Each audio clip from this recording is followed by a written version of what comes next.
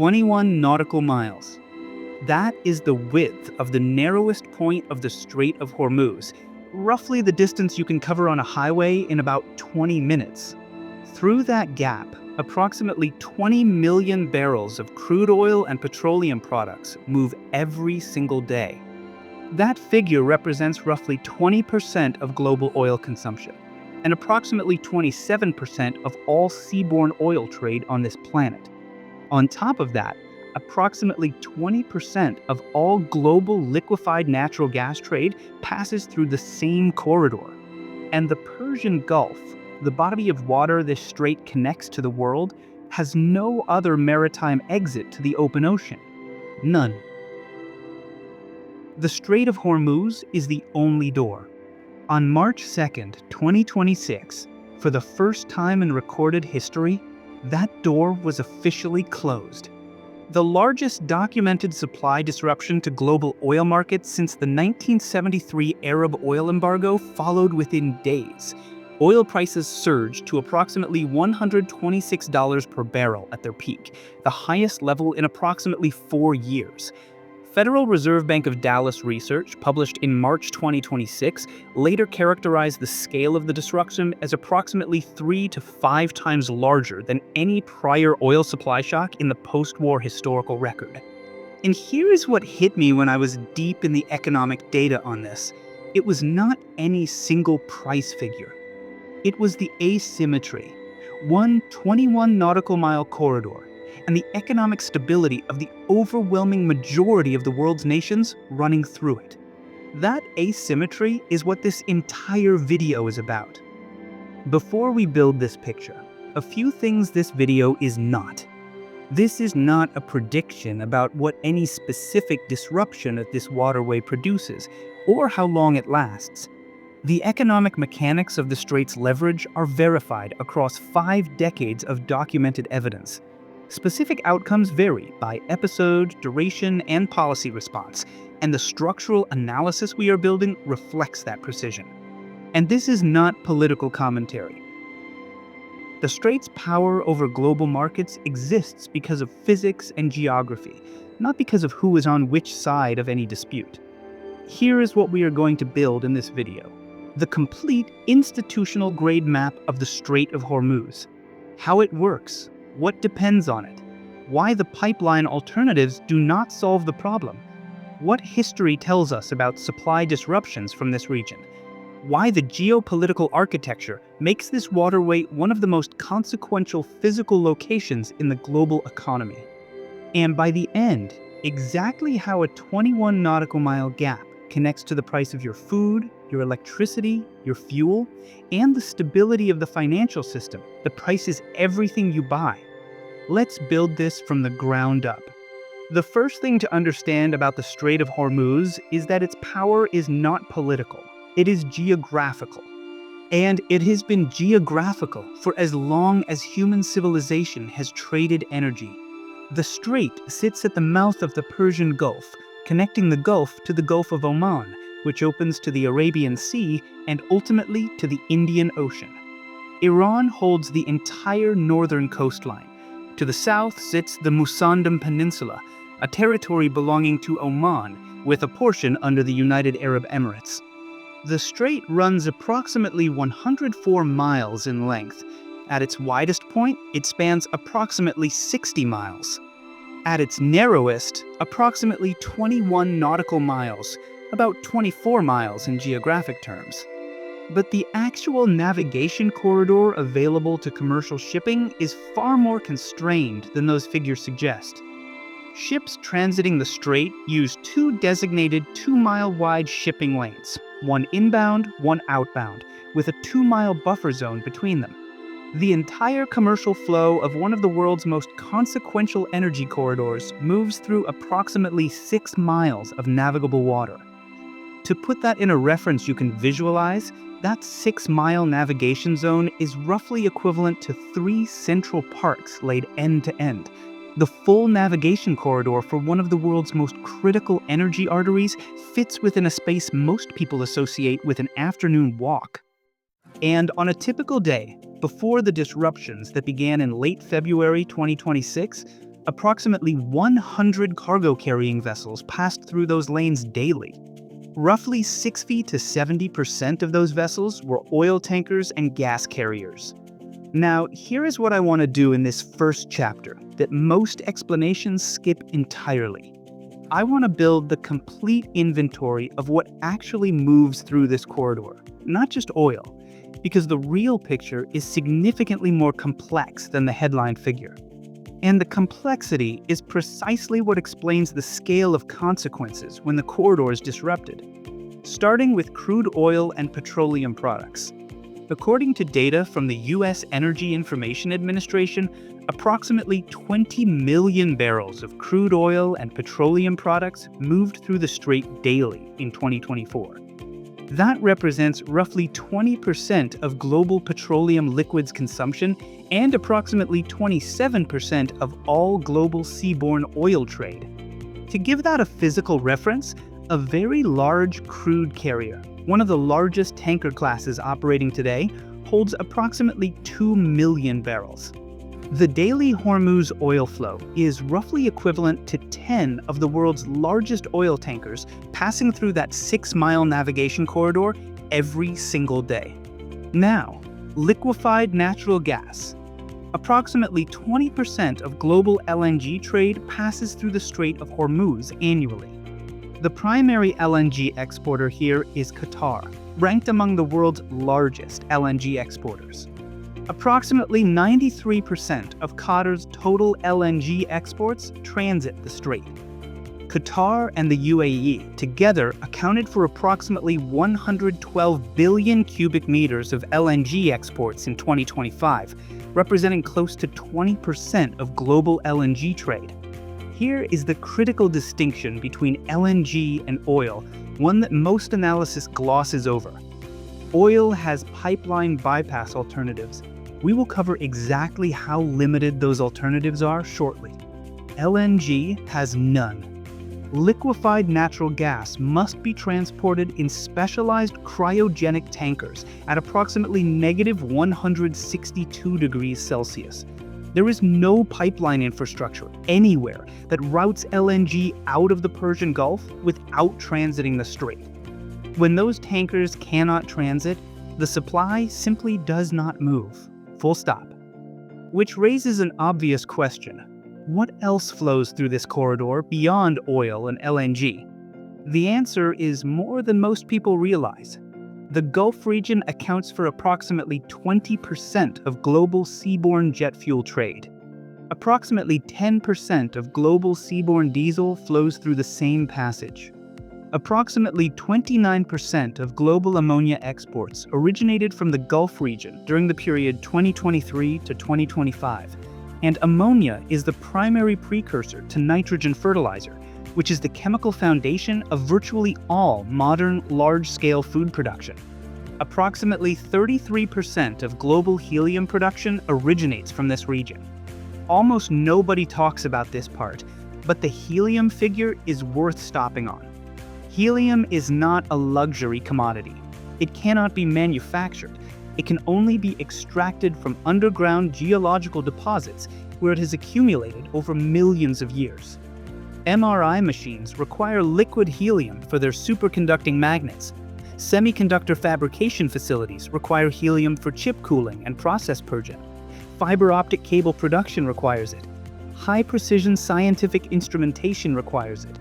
When Gulf helium supply contracts, those industries face real constraints, not just higher costs, but potential production bottlenecks in medical imaging, chip manufacturing, and telecommunications infrastructure simultaneously.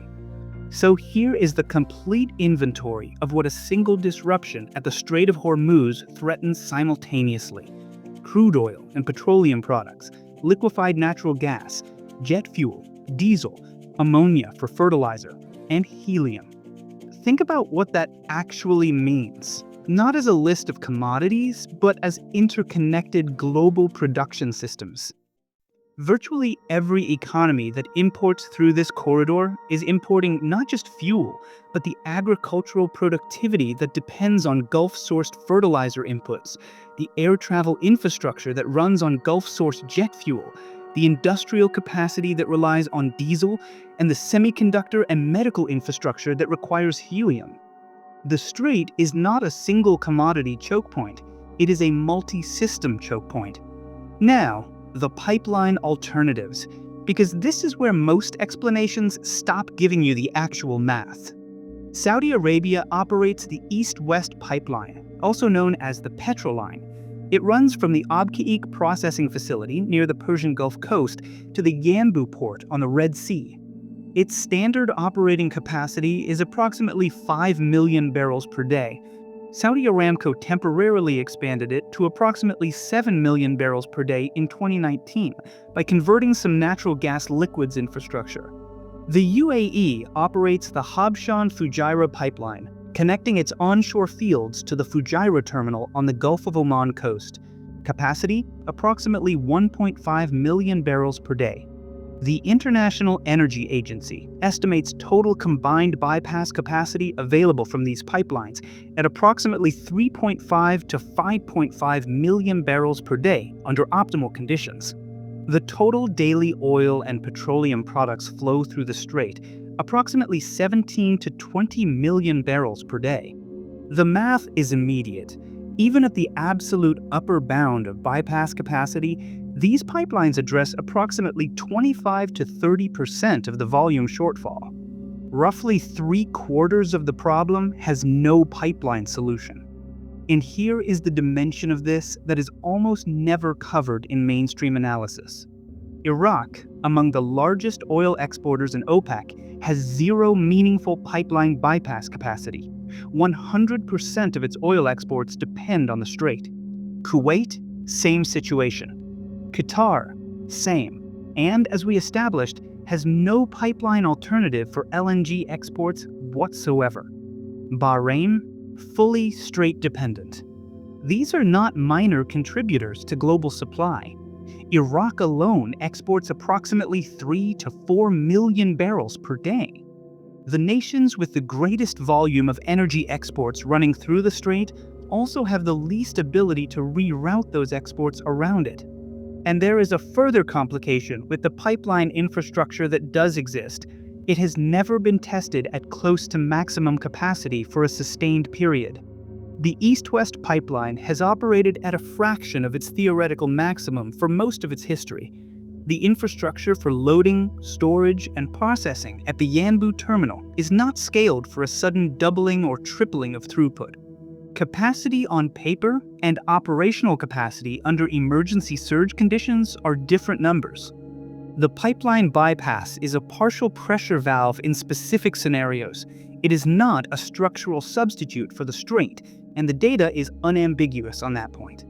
Now, here is what I want you to hold in your mind as we move through each chapter of this video.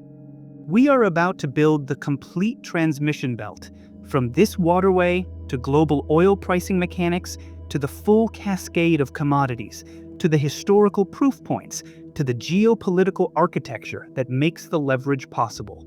By the time we complete that picture, the question of why this matters to you directly will have answered itself through the data. Keep one number in mind from what we have covered so far.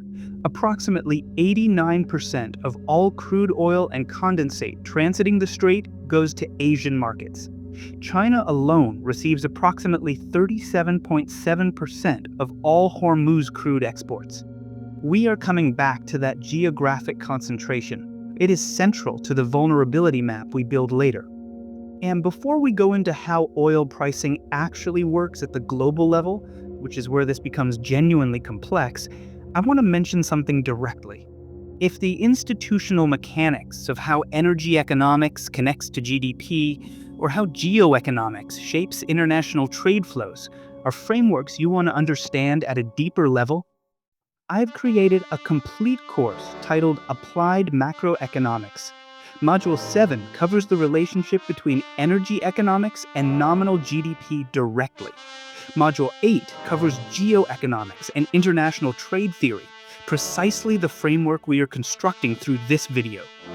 Total course video content 2 hours plus, intentionally stripped of everything that is not clarity and value. Email support is available to get your questions clarified. The link is in the description. Now, back to the mechanics, because here is the number that reframes everything we just covered about the Strait's commodity inventory. Approximately 90% of all crude oil transiting the Strait is destined for Asian markets. China, India, Japan, South Korea, the world's largest energy importing economies, all running their supply through one corridor. Keep that in mind. We are coming back to it. And if you think the commodity cascade we are about to cover is significant, wait until we get to the historical comparison. The Dallas Federal Reserve published verified research in March 2026 comparing the scale of a Hormuz disruption to every major oil supply shock since 1973. The number in that comparison, and what it means for understanding the potential economic consequences, is one of the most important data points in this entire video. We are building toward it. Stay with me. To understand why a disruption at the Strait of Hormuz transmits so powerfully and so quickly into global prices, you need to understand how oil is actually priced. Because oil pricing is not simple supply and demand in a transparent spot market. It is a layered architectural system, and the Strait sits at the center of that architecture in a specific, verifiable way. The US dollar is the dominant pricing currency for the overwhelming majority of global oil trade. Approximately 80% of global oil transactions are denominated in US dollars, making it by far the primary settlement currency for international energy trade. Yuan-denominated oil contracts have grown, particularly among China, Russia, and Iran, and yuan-based crude futures have traded on the Shanghai International Energy Exchange since 2018. But the dollar's structural dominance in global oil pricing remains intact across the overwhelming majority of transactions. This is not a historical accident. It is the result of a deliberate architectural arrangement built over decades, the petrodollar system. The full architecture of why oil is priced in dollars and what that means for the dollar's role as the primary global reserve currency I've covered in depth in a complete separate video on the petrodollar system. It is in the info cards right now. For this video, the critical fact is this. Because the dollar is the dominant settlement currency for the overwhelming majority of global oil trade, a supply disruption at the Strait does not only affect oil markets in isolation. Most nations that import oil must acquire US dollars to pay for it, because the dollar remains the primary settlement currency for the large majority of international oil transactions.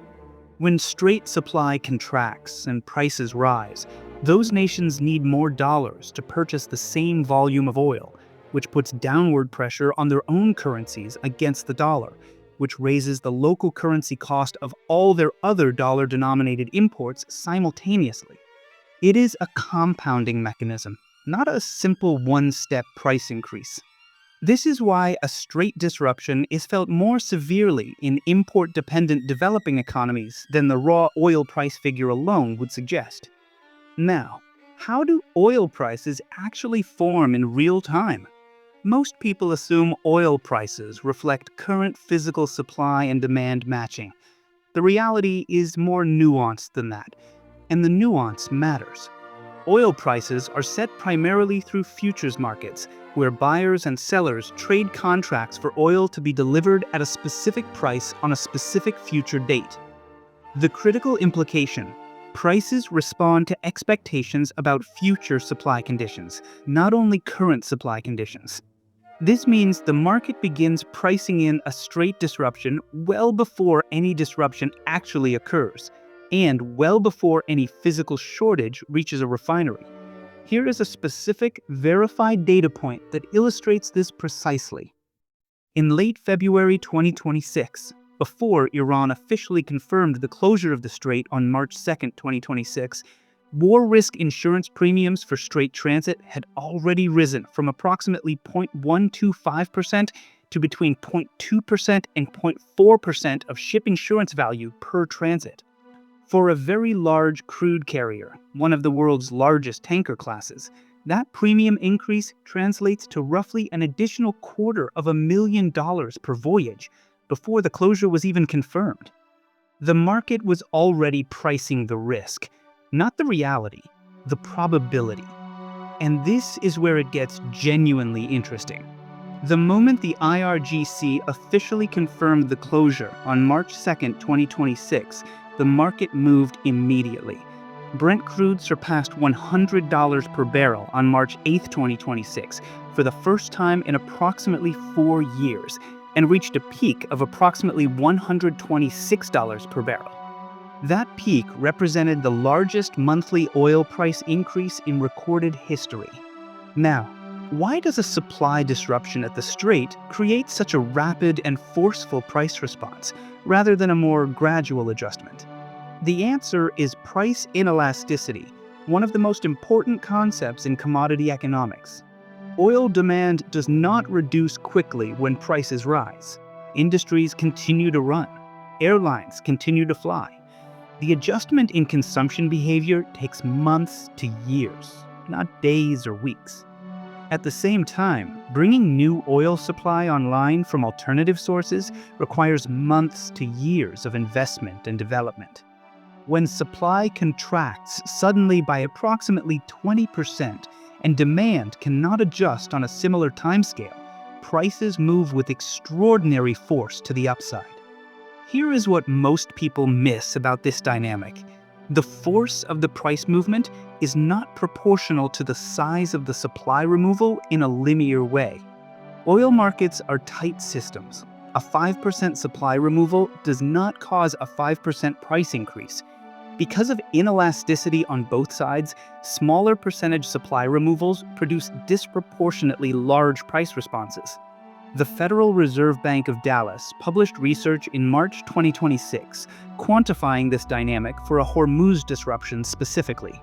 Their model projects that a closure removing close to 20% of global oil supplies would raise the average West Texas Intermediate price to approximately $98 per barrel, even if the closure lasts only 1 quarter. If the closure persists for approximately 3 quarters, the model projects oil prices potentially reaching approximately $132 per barrel. The impact on global real GDP growth, even a single quarter closure, is projected to lower annualized global real GDP growth by approximately 2.9 percentage points in that quarter. These figures come from Federal Reserve research, not from financial commentary. The source matters. Now, when a supply shock of this scale materializes, what are the buffers the global system can deploy? The most commonly cited buffer is the Strategic Petroleum Reserve, the SPR. Here is what the SPR actually is, and the precise limit of what it can do. The United States maintains a strategic petroleum reserve with a design capacity of approximately 714 million barrels. Daily U.S. petroleum liquids consumption is approximately 20 million barrels. The arithmetic. At full capacity, the SPR covers approximately 35 days of U.S. consumption, and the U.S. is not consuming all of the world's oil. The SPR is not a global supply replacement mechanism. It is a short-term shock absorber designed to provide buffer time while diplomatic or market solutions develop. And the U.S. is not the only country. The International Energy Agency coordinates member countries' strategic reserves, but combined, those reserves are sized for weeks to a few months of disruption, not for a sustained multi-quarter supply removal at the 20% scale. The honest answer on the SPR is this.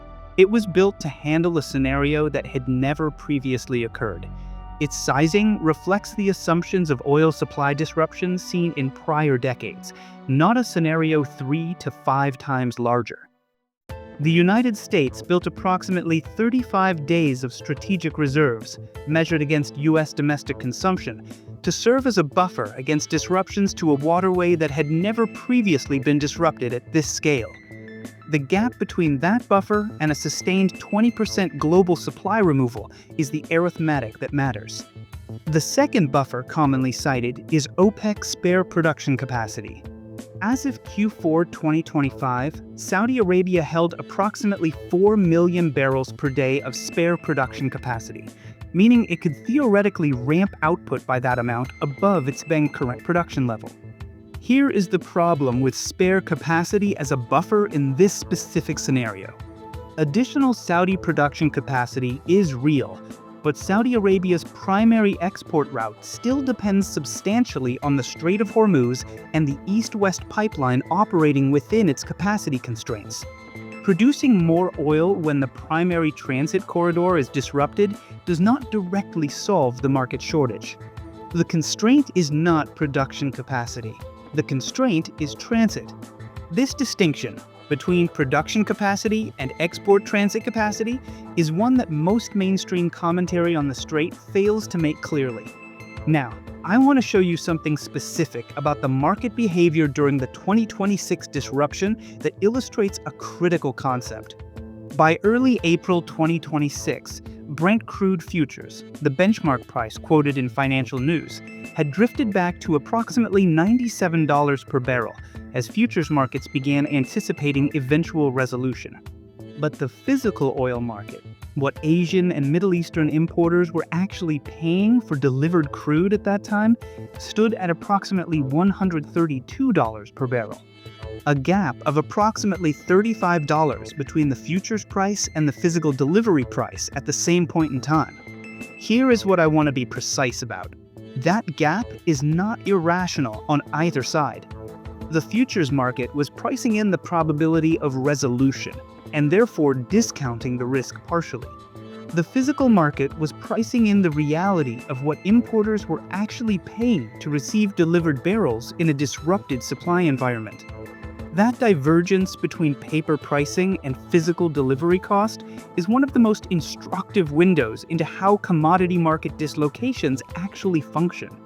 Futures markets reflect probability-weighted expectations. Physical markets reflect the reality of delivery. When those two diverge significantly, it means the market has not yet priced the physical reality into the forward expectation, or it has decided the disruption is likely to resolve before the physical constraints compound further. And here is the third price layer that most analysis misses entirely: the market for expectations of future volatility. Oil options, contracts that give the buyer the right to purchase or sell oil at a specific price, become dramatically more expensive when uncertainty is elevated. This means even if the spot price of oil is not rising in a given week, the cost of hedging against oil price risk across corporate supply chains globally is rising simultaneously. Airlines pay more to hedge their fuel costs. Shipping companies pay more. Food producers pay more to hedge their input costs. These hedging costs are real economic costs. They flow through income statements and ultimately through product prices, even before a single barrel's physical delivery is disrupted. So the full oil price impact of a Strait disruption runs through three distinct channels: the spot and futures price directly, the physical delivery price in supply-constrained environments, and the cost of hedging price uncertainty across global supply chains. All three elevate simultaneously when the Strait is disrupted. And this is directly connected to what we are about to cover, because oil is only the first layer of the cascade that flows from this waterway. Most explanations of the Strait of Hormuz begin and end with oil. The price goes up. That is the headline. The actual cascade is significantly more layered, and understanding its full scope is what separates a surface-level understanding of this waterway from an institutional-grade one.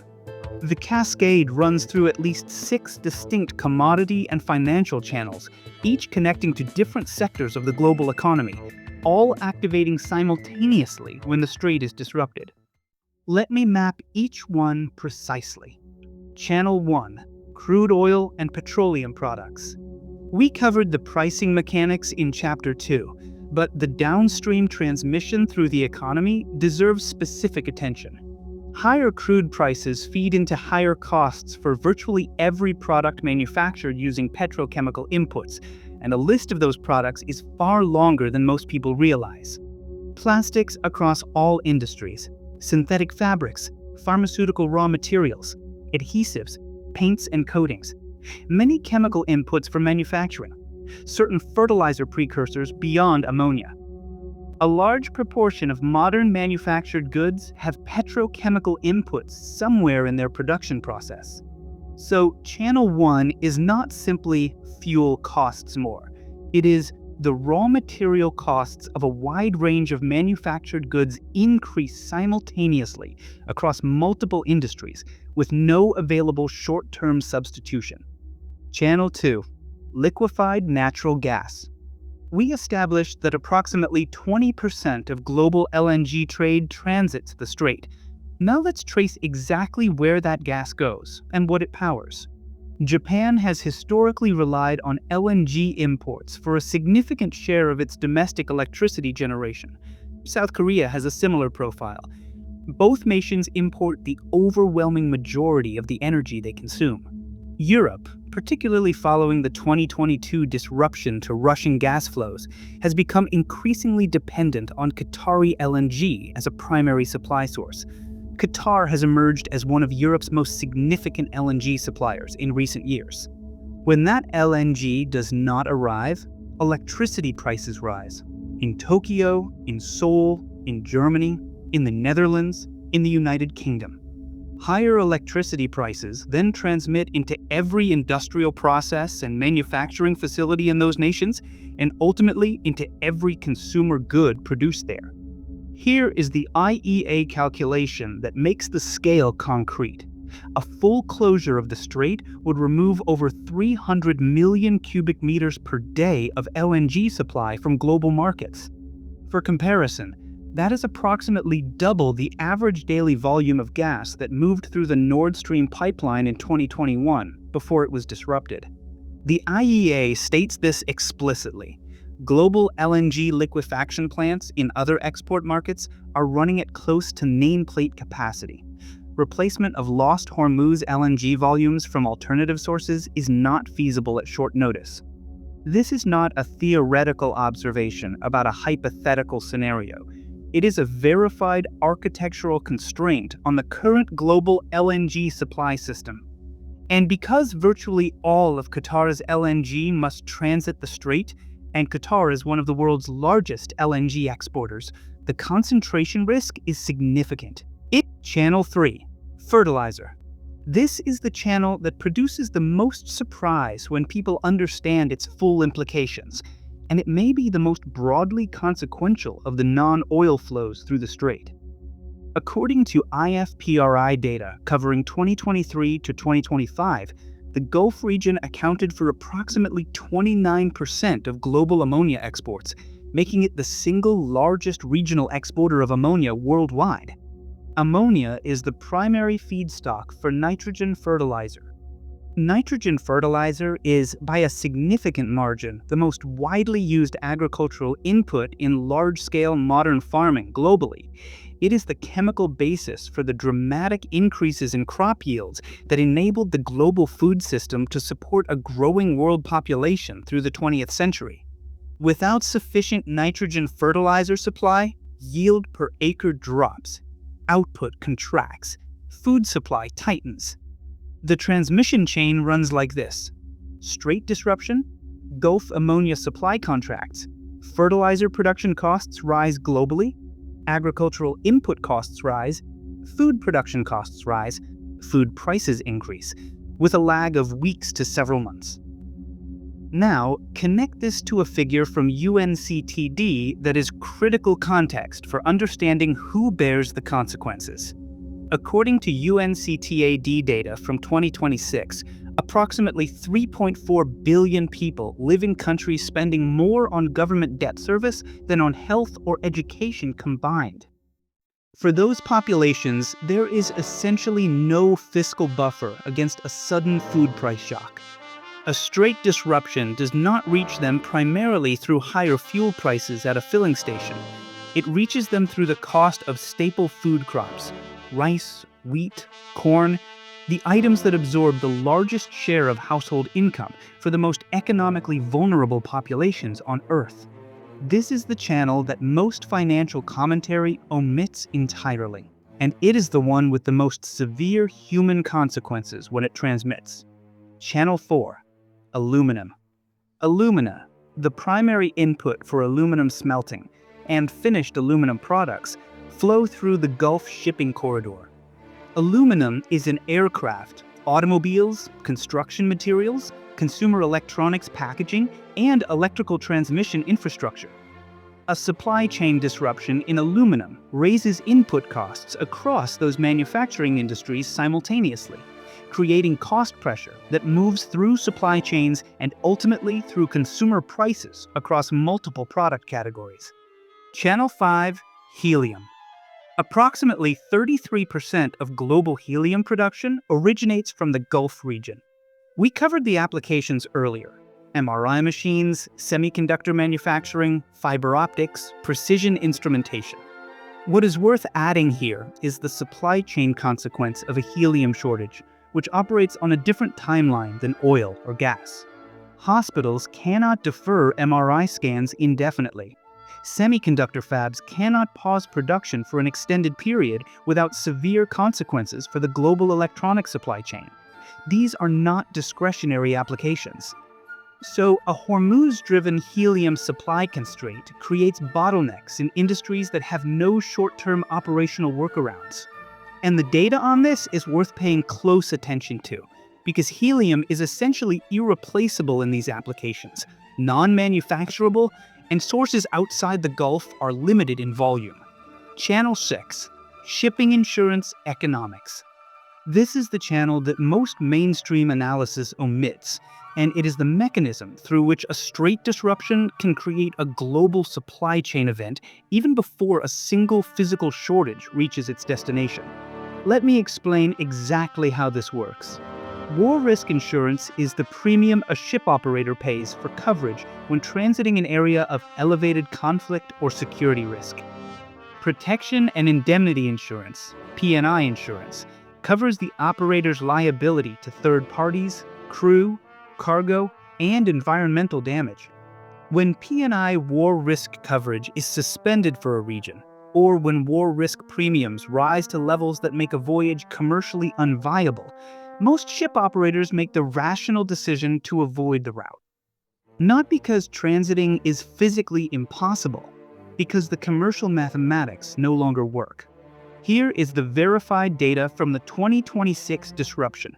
Ship transits through the Strait of Hormuz dropped from approximately 130 per day in February 2026 to approximately 6 per day in March 2026. A collapse of approximately 95% in traffic. The strait was not physically impassable for all vessels during that period. It became commercially unusable for the overwhelming majority of operators. The insurance mechanism was as effective as a physical blockade, without requiring any ongoing military action to maintain. And the cascade extends beyond the strait itself. When war risk premiums rise sharply in one of the world's primary shipping corridors, freight rates across the broader global shipping market rise simultaneously because ship operators price elevated uncertainty across their entire route networks. Higher freight rates mean higher transportation costs for virtually every internationally traded good, not just energy commodities. The cost of shipping electronics from Southeast Asia to Europe rises. The cost of shipping agricultural products from South America rises. The cost of shipping industrial inputs between any two major trading nations rises. All because insurance economics in one region have repriced risk globally. And here is the full picture when all 6 channels are combined. A disruption at the Strait of Hormuz simultaneously raises crude oil and petroleum product prices globally, removes a substantial share of LNG supply, driving electricity costs higher across Asia and Europe, contracts Gulf ammonia supply, raising fertilizer costs and ultimately food prices worldwide, disrupts aluminum and industrial material flows, raising manufacturing input costs, constrains helium supply, creating production bottlenecks in medical and semiconductor industries, and makes global shipping more expensive through insurance premium cascades and freight rate increases across all routes.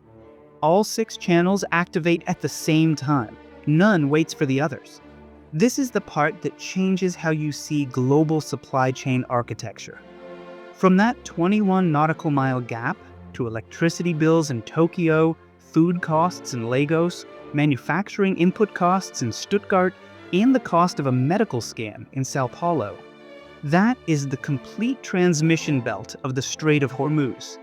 Now, let me make this concrete with verified economic data from the 2026 disruption.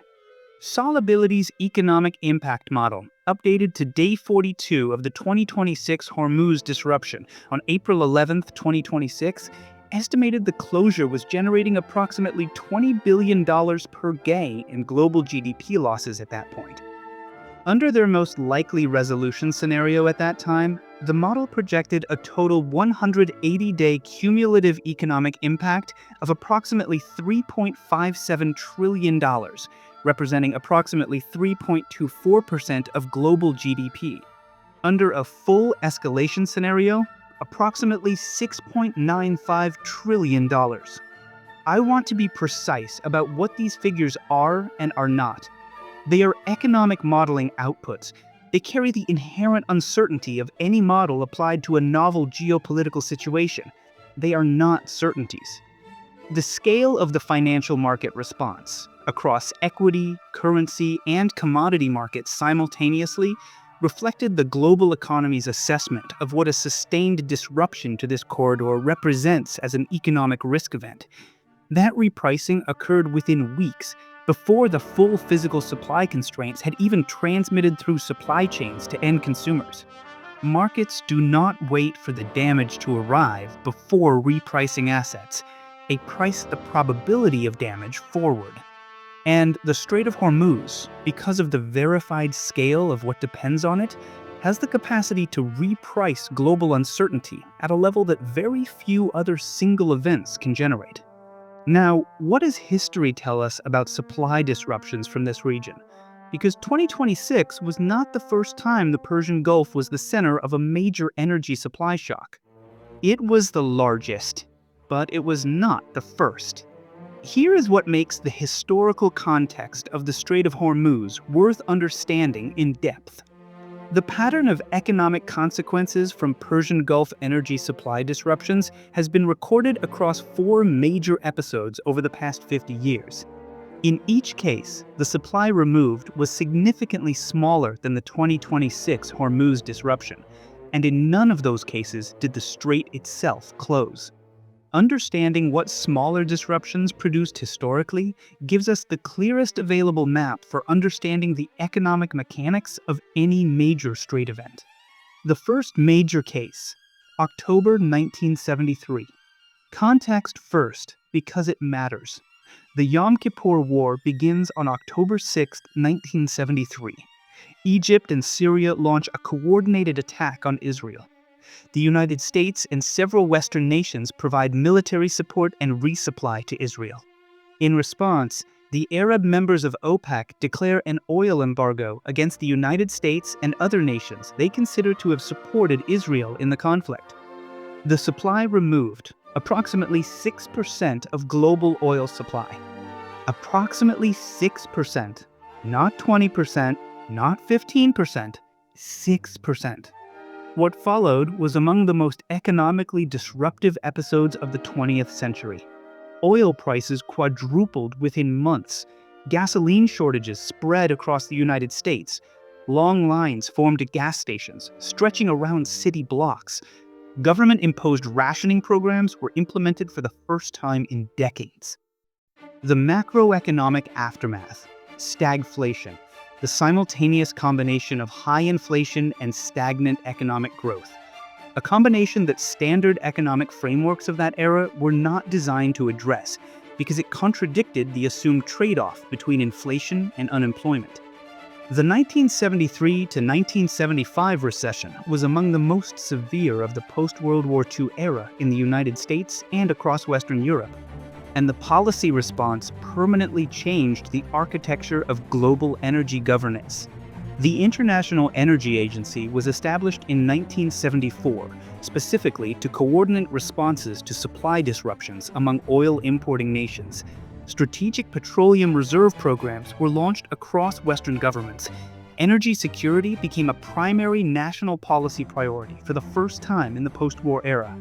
The lesson from 1973, a removal of approximately 6% of global oil supply without any closure of the Strait of Hormuz itself, caused a decade of economic disruption and permanently reshaped global energy policy architecture. Keep that number, 6%. The second case, 1979. The Iranian Revolution overthrows the Shah of Iran. Iranian oil production collapses amid the political transition. Supply removed, approximately 4% of global oil supply. Approximately 4%. Again, not a closure of the strait, a reduction in Iranian production. Oil prices doubled within the year. A second wave of stagflation followed. The 1980 recession followed after that. 2 supply disruptions within 6 years, one of approximately 6%, one of approximately 4%, had produced 2 recessions, a decade of inflationary disruption across the world's major economies, and a permanent restructuring of global energy policy. The third case, the Iran-Iraq War, beginning in 1980. Iraq invades Iran on September 22, 1980. Both nations' oil infrastructure comes under attack. Persian Gulf shipping faces direct military threat for the first time in modern recorded history. What develops, beginning in 1984, is what became known as the tanker war phase, where both Iran and Iraq began systematically attacking oil tankers transiting the Gulf to strike at each other's economic capacity. According to historical records, hundreds of commercial ships were attacked during the tanker war period. The Strait of Hormuz itself did not close during this period, but the risk of disruption was real and ongoing.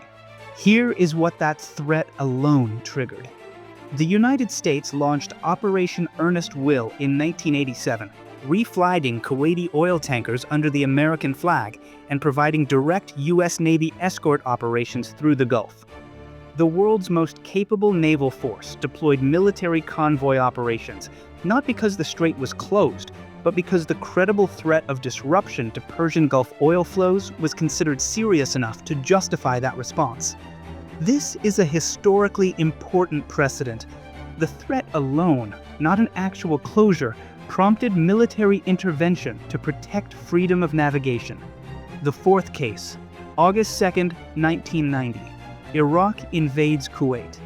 Supply removed, approximately 6% of global oil supply. Oil prices spiked approximately 100% within weeks of the invasion. A US-led coalition assembled and responded within months. The strait remained open during this crisis, but the supply shock still contributed to the 1990 to 1991 recession across several major economies. So here are the 4 historical cases: 1973, 1979, 1980, 1990. Supply removals of approximately 6%, approximately 4%, partial and contested, approximately 6%. In none of these cases did the Strait of Hormuz itself close. In all of them, the economic consequences were significant: recessions, stagflation, permanent policy restructuring. And now, the comparison that the Dallas Federal Reserve published in March 2026. What makes the closure of the Strait of Hormuz different from earlier oil supply shortfalls is first and foremost its magnitude. In 1973 and 1990, only a little more than 6% of global oil supplies was removed from the market. In 1979 and 1980, only about 4%. Today, we are concerned with a shortfall close to 20%, making this geopolitical event 3 to 5 times larger than those prior episodes. 3 to 5 times larger, measured by the same metric used to assess the 1973 embargo that caused a decade of economic disruption. 3 to 5 times larger than the 1979 shock that produced the 1980 recession. And here is the intellectual honesty that this comparison requires, and I want to be direct about it. The historical outcomes from 1973, 1979, and 1990 cannot be mapped linearly onto any future Hormuz disruption. The global economy today is structurally different from the one that absorbed those prior shocks. Domestic energy production has expanded significantly across a wide range of economies. Renewable energy sources, solar, wind, and nuclear, have grown substantially as shares of electricity generation across many regions globally. Energy efficiency improvements have reduced the energy intensity of economic output in numerous major economies compared to the 1970s baseline. Financial markets are more globally connected and respond to information faster than they did in prior decades. All of these factors could moderate the transmission of an oil supply shock compared to historical precedents. They could also amplify certain transmission channels. The direction of impact, a supply shock of this verified scale creates significant economic headwinds, is not uncertain. The precise magnitude and duration of consequences depend on resolution timelines, policy responses, and the specific structure of the global economy at the time the disruption occurs. What the historical data gives us is the pattern, the mechanism through which oil supply disruptions transmit into economic outcomes has been consistent across 5 decades and 4 major episodes. A disruption at this scale runs the same mechanism at a verified larger magnitude. That is what history tells us, precisely and honestly. There is one additional historical dimension worth covering before we move to the geopolitical architecture, and it emerged specifically from the 2026 situation. Iran's approach to the Strait in 2026 went beyond simple closure. In late March 2026, Iranian officials began discussing the formal imposition of transit tolls on vessels passing through the strait, and the Iranian Parliament's Security Commission approved a plan to impose fees denominated in Iranian rials, with provisions prohibiting passage for vessels belonging to the United States and Israel. An Iranian official cited by CNN in late March 2026 suggested this monetization strategy could generate approximately $20 million per day from oil tanker transits alone, approaching approximately $600 million per month. If LNG shipments were included, estimates suggested the figure could rise to over $800 million per month. For context, Egypt earns between approximately $700 and $800 million per month from the Suez Canal in a typical year, from a fully constructed, maintained, man-made waterway. Iran was discussing generating comparable revenue from a natural geographic feature it did not build. The discussion itself reveals something structurally important, and it has nothing to do with whether any toll regime is legally valid or internationally recognized. It is this: the geographic position Iran holds over this waterway creates a form of coercive leverage so large in scale that even the attempt to monetize it, regardless of its legal standing under international maritime law, produces numbers comparable to revenues from major purpose-built global infrastructure. That is a measure of the strait's strategic weight, not a measure of legitimacy.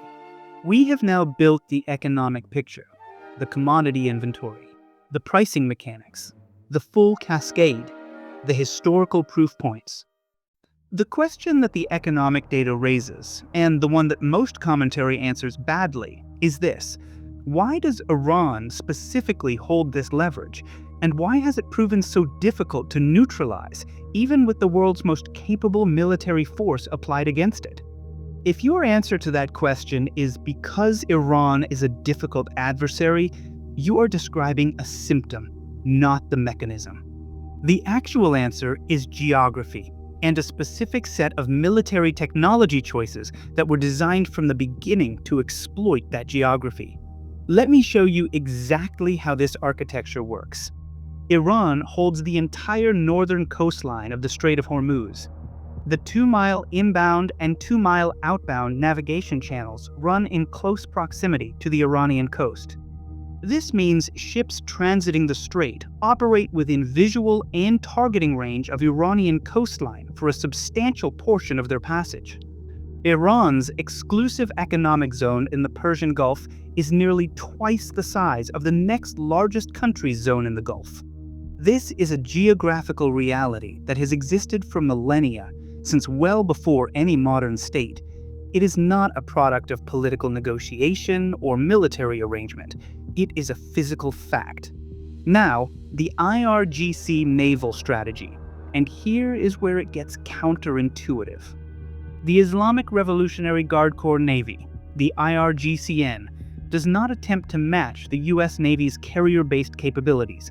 It does not attempt to win a conventional naval engagement against a superior force. That would be a losing strategy. They know it, and they do not pursue it. Instead, the IRGCN operates through a set of asymmetric capabilities that were designed to exploit Iran's geographic advantage and impose disproportionate costs on any force attempting to assert control of the strait by conventional means. Capability 1: Fast Attack Craft. Dozens of small, armed speedboats capable of swarming operations against larger vessels simultaneously. Their small radar cross-section makes tracking and engaging multiple units simultaneously difficult. Their speed allows rapid deployment and withdrawal from a coastal base. A swarm of small boats does not need to sink a large vessel to make commercial shipping unviable. Threatening or damaging one tanker in a high-profile incident is sufficient to cause commercial operators to reassess route risk globally. Capability 2: Shore-based anti-ship missiles.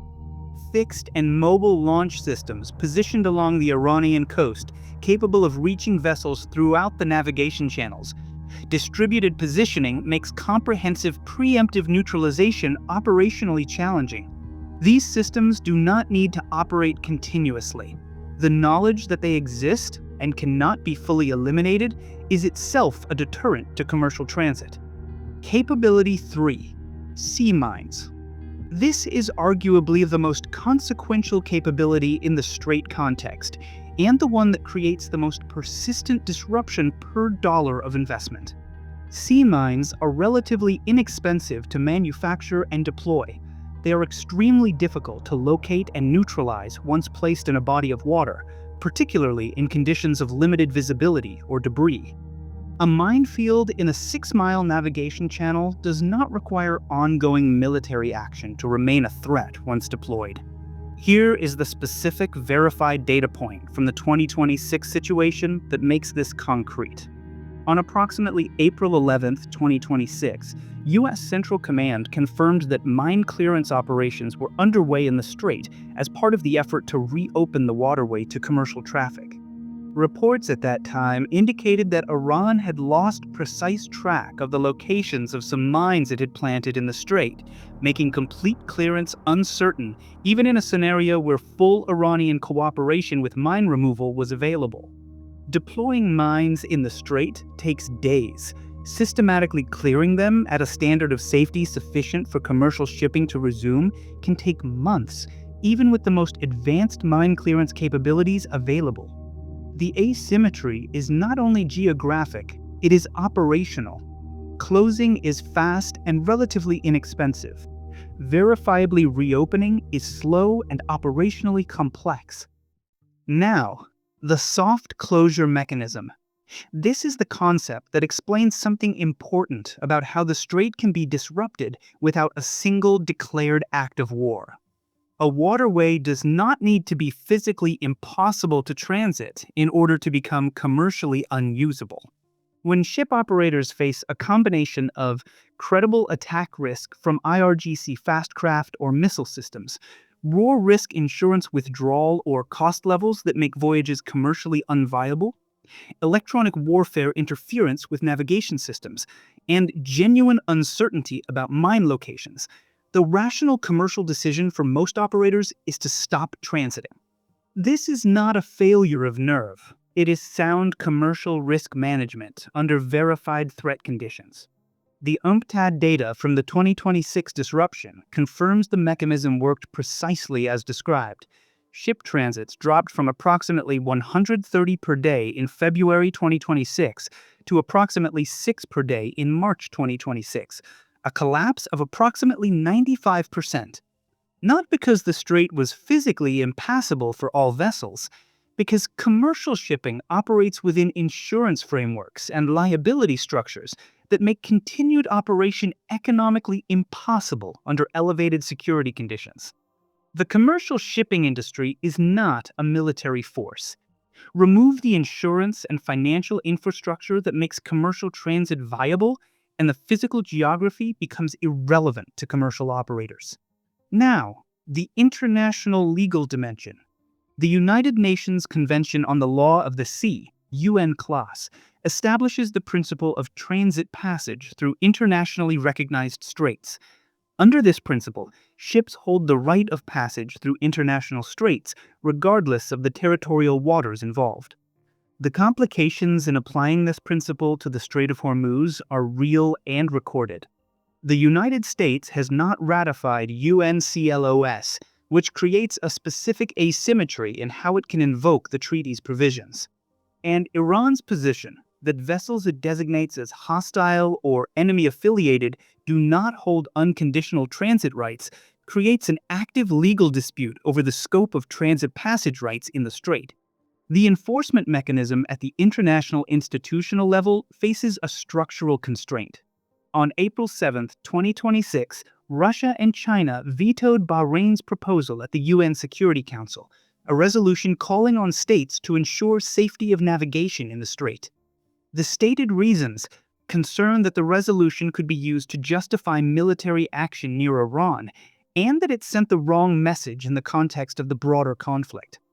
The structural implication: the multilateral legal enforcement mechanism for freedom of navigation at the strait is effectively blocked by the veto architecture of the Security Council, as long as major powers hold their current strategic alignments. This is a feature of the current international institutional architecture. It is not a temporary diplomatic position that resolves on a short timeline. And there is a further dimension that the 2026 situation highlighted.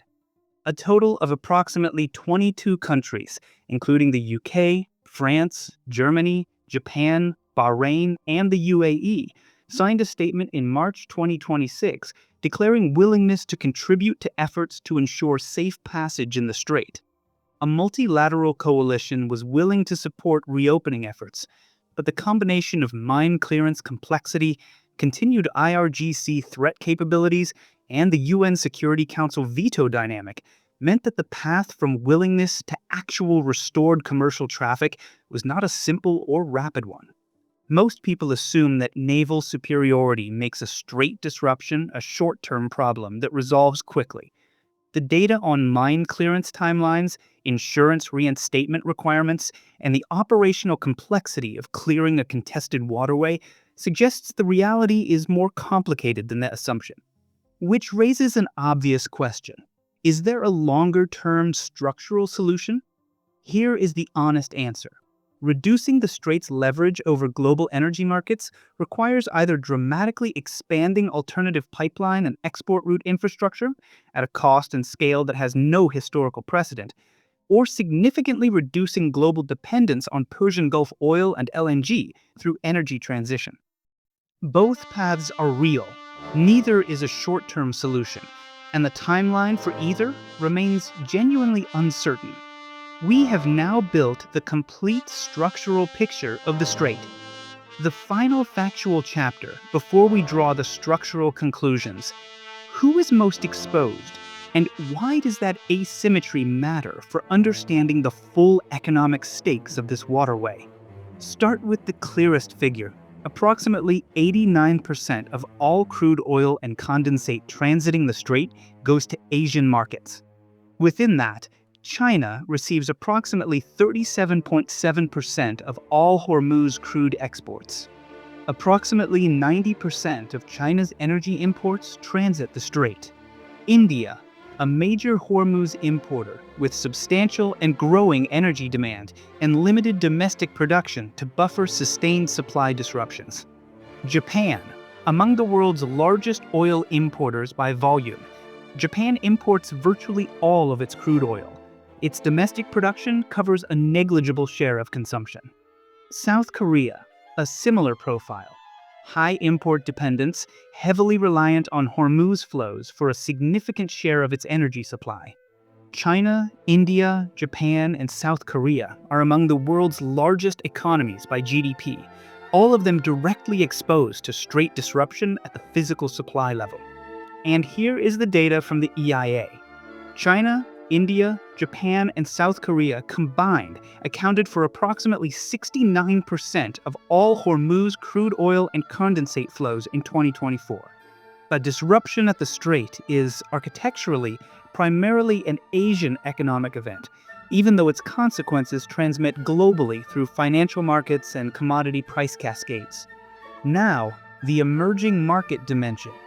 For oil-importing developing economies, a sustained strait disruption creates a specific compounding set of pressures that goes beyond the direct cost of higher oil prices. Higher oil prices require more US dollars to purchase the same volume of oil. This creates downward pressure on the currencies of nations whose currencies are not the US dollar, particularly nations with large trade deficits. A weaker domestic currency against the dollar raises the local currency cost of all dollar-denominated imports simultaneously, not just oil, food, medicine, manufacturing inputs, industrial equipment.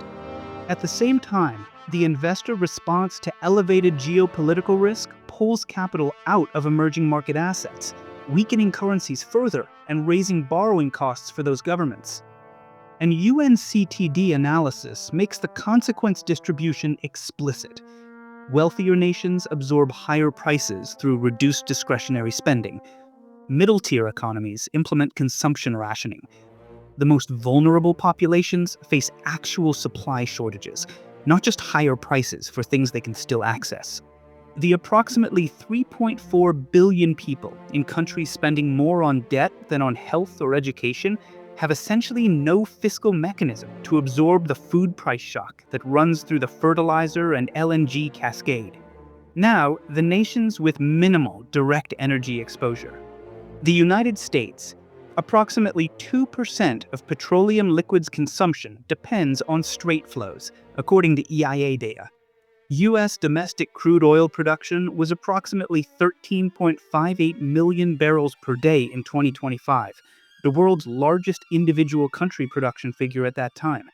North American energy producers broadly, a sustained global oil supply shock raises the global price of the oil they produce and sell. From a direct revenue perspective, this is commercially beneficial, at least in the short to medium term. This asymmetry in direct energy exposure is analytically important, and I want to be precise about what it does and does not mean. It means the nations with the greatest military capability to respond to a strait disruption are also among the nations with the least direct energy exposure to the disruption itself. The nations with the greatest energy exposure are also those with the least military capacity to respond independently. This is not a political observation. It is an observable structural feature of the current global energy and military architecture, one that shapes the incentive structures of different parties in any strait disruption scenario. Here is what most people miss about this asymmetry. It does not mean energy-independent nations are unaffected. The global financial market impact, the insurance premium cascades, the freight rate increases, the inflation transmission through trading partner economies, all of these reach nations that participate in global trade, regardless of domestic energy production levels. The exposure is asymmetric. It is not zero for any major economy that trades internationally. And this brings us to the structural conclusions. We have now built the complete picture. The anatomy of the waterway, what flows through it, why the pipeline alternatives fall critically short, why the geography concentrates dependency in ways that cannot be resolved through policy choices alone. The oil pricing mechanics, how futures markets price risk in advance, why price inelasticity makes supply shocks so volatile, why the SPR and spare production capacity are short-term tools, not structural solutions. The full commodity cascade, from crude oil through LNG, fertilizer, aluminum, helium, and shipping insurance economics, mapping the complete transmission belt from the strait to a viewer's cost of living. The historical proof points, 4 recorded episodes, all with smaller supply removals than the 2026 Hormuz disruption, all producing significant economic consequences. The geopolitical architecture, Iran's geographic position, the IRGC's asymmetric capabilities, the soft closure mechanism, the legal ambiguity, the UN Security Council veto dynamics, the global vulnerability map, the deep Asian dependency, the compounding pressures on import-dependent developing economies, the asymmetry in direct exposure across different nations. Now, what is the structural lesson? 3 specific, precise observations, not predictions, not opinions about what any specific crisis will produce, but structural realities that remain accurate regardless of how any particular episode resolves. Structural observation 1. Based on current verified reserve data and existing export infrastructure, the Strait of Hormuz is likely to remain among the most consequential energy choke points in the global economy for as long as Persian Gulf nations continue operating as major oil and LNG producers, though how long that condition holds depends on the pace of energy transition, infrastructure investment decisions, and geopolitical developments that remain genuinely uncertain. The Persian Gulf holds verified crude oil reserves that at current production rates represent decades of remaining supply. Qatar's LNG production capacity is contracted and built around long-term export commitments extending far into the future. In the near to medium term, the Strait's centrality to global energy flows appears rooted in physical geography, where the reserves are located and where the export infrastructure was built, rather than in any single geopolitical episode that could resolve quickly. But the longer-term picture depends on variables that remain genuinely open. Structural observation 2. The pipeline bypass infrastructure cannot meaningfully substitute for straight transit at its current capacity, and building out infrastructure to close that gap would require an investment and logistical effort on a scale that has no historical precedent in the energy sector. The 3.5 to 5.5 million barrels per day of available bypass capacity addresses approximately 25 to 30% of normal straight oil flow volumes and addresses 0% of LNG volumes.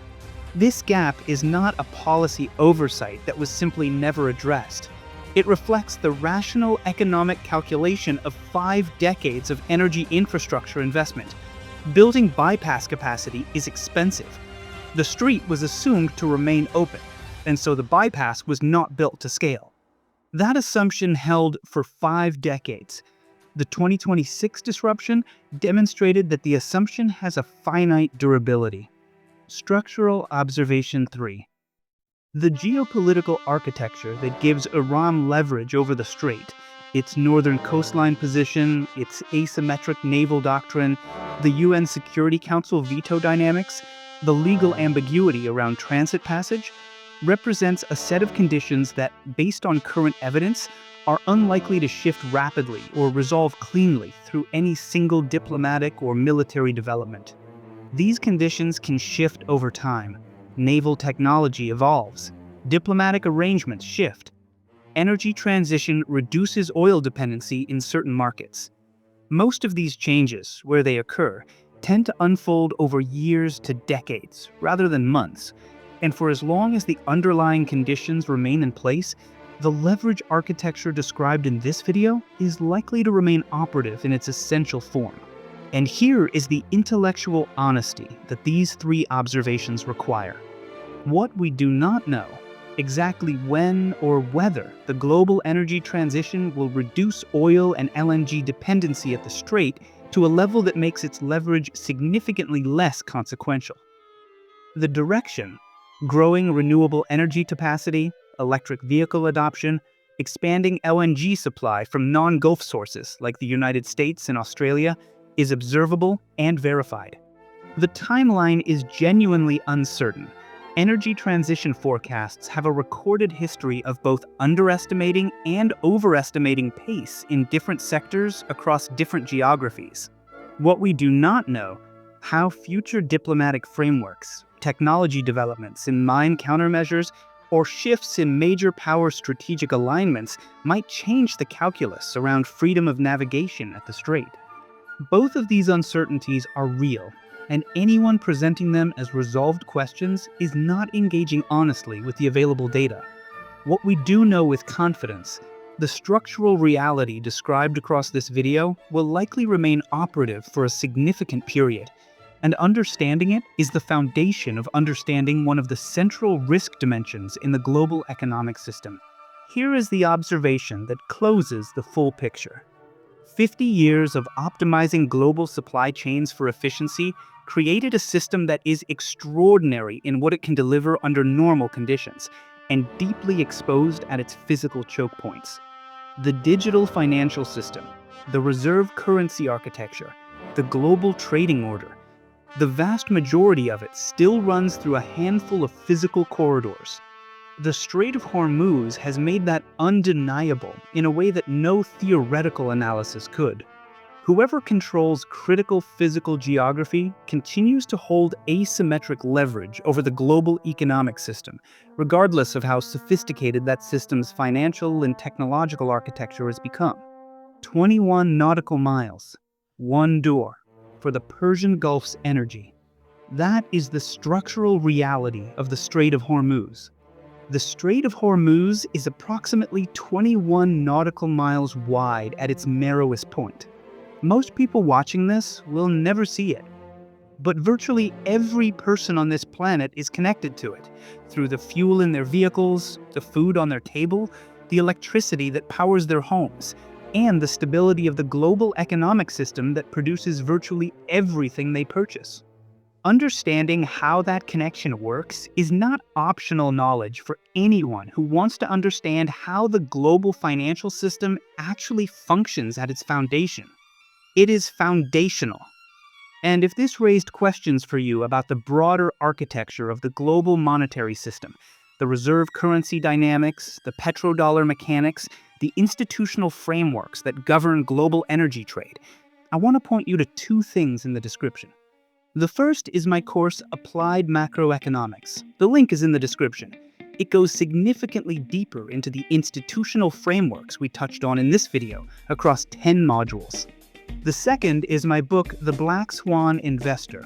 It is a practical framework for building a resilient mindset and an anti-fragile portfolio, one designed to not just survive the kind of market chaos that major supply shocks and financial crises produce, but to find opportunity inside them. It walks through the 5 greatest financial crises of the last century, deconstructs the timeless patterns of investor psychology that drive every bubble and bust, and gives you a step-by-step contrarian framework for acting with conviction when others are paralyzed by fear.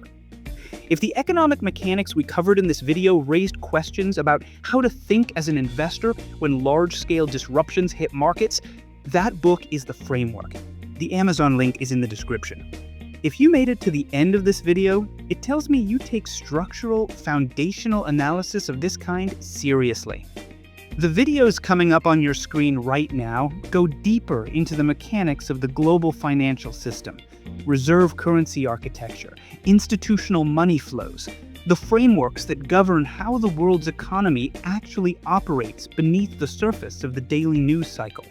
If this video gave you a clearer structural picture of how global energy architecture works, the like genuinely helps this kind of institutional-grade content reach more people who are looking for exactly this, and subscribing means you don't miss the next deep dive. Thank you for watching.